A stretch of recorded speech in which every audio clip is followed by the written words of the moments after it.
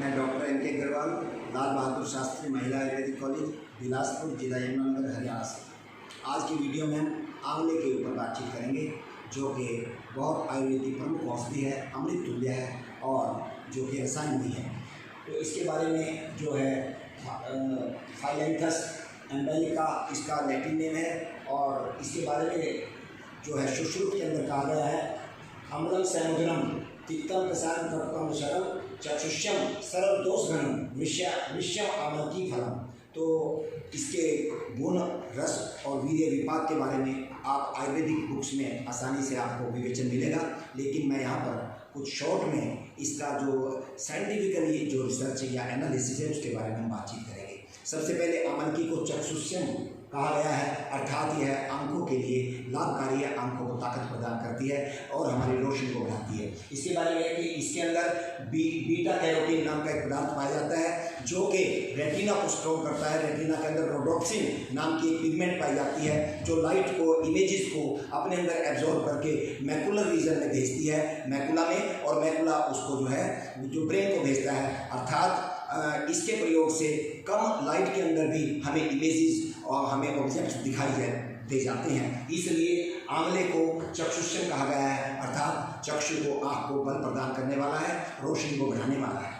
तो इसके क्योंकि इसका विशेष प्रभाव जो है रोडोप्सिन को ये मजबूत करता है। रोडोप्सिन के अंदर जब विटामिन ए की कमी हो जाती है तब हमें एज प्रोसेस के कारण हमें शाम को या हमारी लाइट रोशनी, आंखों की रोशनी कम हो जाती है, उसको ये मजबूत करता है। उसको मजबूत करने से जब बीटा कैरोटीन रोडोप्सिन से मिलेगा रेटिना के अंदर इस पिगमेंट से मिल करके वो उसको बल प्रदान करेगा, तो उसकी वजह से आप इस रेटिना के अंदर, रेटिना रोड्स के अंदर पाए जाने वाला sodium calcium potash exchanger pump जो है उसको एक्टिवेट करेगा और उसमें से जो है जो सोडियम है वो पंप आउट हो जाएगा, लीकेज हो जाएगी और कैल्शियम वहाँ पर जो है ज़्यादा एक्टिव हो जाएगा। उसके एक्टिव होने से रोड्स को ज़्यादा ताकत मिलेगी और रोड्स जो है वो इमेजेस को ब्रेन को भेजेंगे और कम लाइट में, लो लाइट में भी हमें अच्छा दिखाई देगा। इसलिए आंवले के प्रभाव से हम आंखों के रोगों को रोक सकते हैं। इसके अतिरिक्त इसमें पाया जाना बीटा कैरोटीन ये कॉर्नियल अल्सर्स को भी रोकता है, क्योंकि कॉर्निया में ड्राइनेस पैदा नहीं होने देता, इसलिए कॉर्निया की डैमेज को भी रोकता है। अब इसके बाद जो आंवला है एंटी कैंसर और एंटी ट्यूमर प्रभाव भी इसलिए देखा गया है, क्योंकि कैंसर सेल्स या ट्यूमर सेल्स के अंदर एक P13K AKT GT pace mechanism जो है वो जो है मैकेनिज्म को यह जो ब्लॉक कर देता है। और ये मैकेनिज्म जो है, इस मैकेनिज्म जब ये डिसरेगुलेट हो जाता है, इसमें इंपेयरमेंट आ जाती है या ये डिसरेगुलेट होकर के, विकृत होकर के कैंसर सेल्स के अंदर ग्रोथ ज़्यादा होने लगती है, तो इस ग्रोथ को जो गैलिक एसिड है और फिनोलिक कंपाउंड है जो आंवले के अंदर पाए जाते हैं वो जो है इस मैकेनिज्म को ब्लॉक कर देते हैं, जिससे कैंसर सेल ग्रो नहीं करते।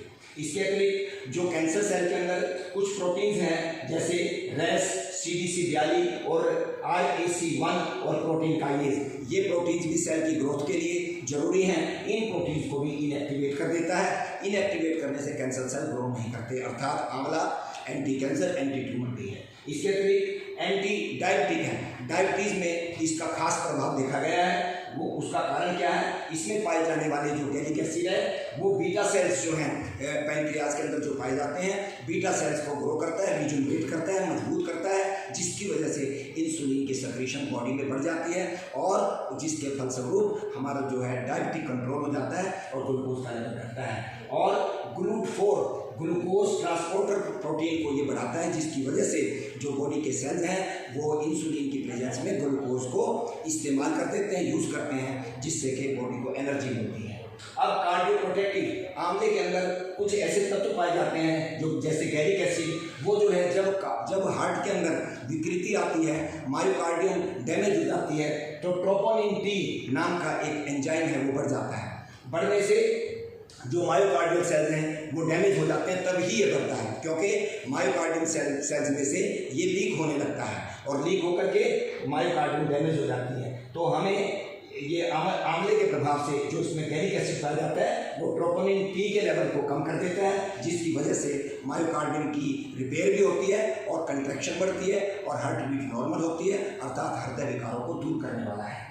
इसके अतिरिक्त जो है एंटी एजिंग इफेक्ट इसके अंदर मैंने बताया कि यह क्या करता है, माइटोकॉन्ड्रिया के अंदर कुछ विशेष प्रोटीन्स हैं या एंजाइम हैं, उनको यह ब्लॉक कर देता है, कम कर देता है। जैसे मैट्रिक्स मेटालोप्रोटीएज एंजाइम को कम करता है, और एंजाइम को कम करने से जो माइटोकॉन्ड्रिया है वो ठीक प्रकार से एटीपी फॉर्मेशन करने लगती है, और जो है सेल्स जो हैं वो डैमेज नहीं होते। इसके अतिरिक्त यह जो है टेलोमेयर जो लेंथ ऑफ द डीएनए है उसको मेंटेन करता है, अर्थात डीएनए को डैमेज होने से बचाता है, जिसकी वजह से शरीर में झुर्रियाँ नहीं पड़ती। अर्थात ये जो है बुढ़ापे को रोकने में या एज्ड पीपल में को स्वस्थ रखने के लिए इसका प्रयोग होता है, इसीलिए इसको रसायन माना गया है।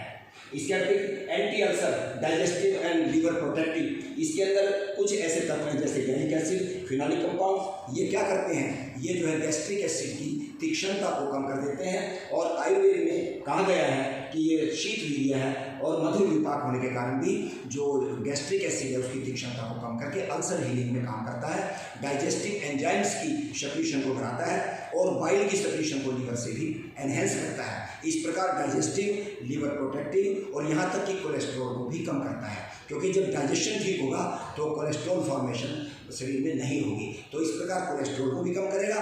और यहाँ तक भी हम कह सकते हैं कि ये एंटी ओबेसिटी भी है, ओबेसिटी को भी कम करेगा, क्योंकि जो फैट सेल्स हैं वो फुल्ली डेवलप नहीं हो सकते, उनकी डेवलपमेंट को रोकता है। तो इसलिए पूरी जो एडिपोसाइट्स हैं उनको यह एडिपोसाइट्स में चेंज करने से रोकता है, या वो उसमें नहीं बदल पाते, अर्थात फैट सेल्स के अंदर फैट की अकोमोडेशन कम हो जाती है।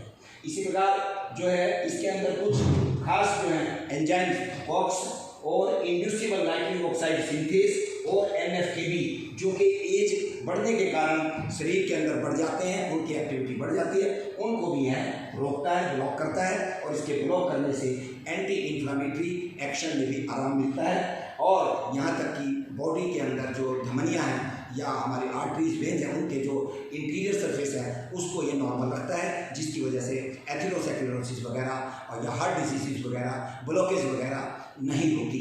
और एंटी प्लेटलेट एग्रीगेशन इफेक्ट भी इसके अंदर पाया गया है, इसलिए हृदय रोगों में भी यह लाभदायक है। और मस्तिष्क में अल्जाइमर डिजीज़ में जो एक एमाइलॉइड बीटा प्रोटीन पाई जाती है वो भी उसकी एग्रीगेशन नहीं होती, प्रेसिपिटेशन नहीं होती, जिसकी वजह से अल्जाइमर रोग भी नहीं होता। और इसके सेवन से लगातार अगर इसका अमल की रसायन का या आंवले का इस्तेमाल किया जाए तो ब्रेन जो है, जो दुर्बलता जो ब्रेन की है वो दूर होती है, और नींद भी ठीक आती है, रोगी को जो है का सारा सिस्टम जो है स्वस्थ दिखाई देता है, इसीलिए इसको रसायन कहा गया है। तो आज इसकी जो मात्रा है वो 3 से 6 ग्राम दिन में 1 या 2 बार ली जा सकती है, लेकिन बाकी इसकी मात्रा का चयन जो है वो आप आयुर्वेदिक चिकित्सक की जो देख रेख में करें, और इसके कोई दुष्प्रभाव इसके नहीं पाए गए हैं। तो इसके साथ ही आज की वीडियो में इतना ही, फिर मैं अगली वीडियो में नई किसी औषधि के साथ फिर उपस्थित होऊंगा। दोस्तों, मेरी कोशिश है कि आयुर्वेद के अंदर असीम गुण हैं इनके द्रव्यों में, फार्मुलेशंस में, लेकिन उनको जनता में प्रतिस्थापित करने के लिए या दूसरी पैथी के चिकित्सकों को अवेयर करने के लिए, सरकार को बताने के लिए हमारा साइंटिफिकली जो रिसर्च है, डाटा है, वो हमें प्रस्तुत करना होगा। हमें इन चीज़ों को साइंटिफिकली बेस्ड करके समझना होगा। वात, पित्त, कफ की इम्पोर्टेंस अपनी जगह है, उसकी इम्पोर्टेंस हमारे लिए है, आपके लिए है, और आयुर्वेद के जो ग्रेजुएट डॉक्टर्स हैं जो बन रहे हैं उन सब के लिए है। लेकिन आम जनता में और दूसरे लोगों को वो लेबोरेटरी डाटा अर्थात रिसर्च बेस्ड डाटा मांगते हैं, उसकी कमी होने की वजह से हम लोग अपना जो मान सम्मान है उसको नहीं ले पाते। इसलिए मेरा आप सबसे निवेदन है कि आप आयुर्वेद की सभी फार्मुलेशंस को, द्रव्यों को डीपली स्टडी करें। हर चीज़ आपको बुक्स में, नेट के ऊपर अवेलेबल है, आप वहाँ से लेकर के लोगों में इसका प्रचार प्रसार करें। तो आज के वीडियो में इतना ही। धन्यवाद। जय आयुर्वेद।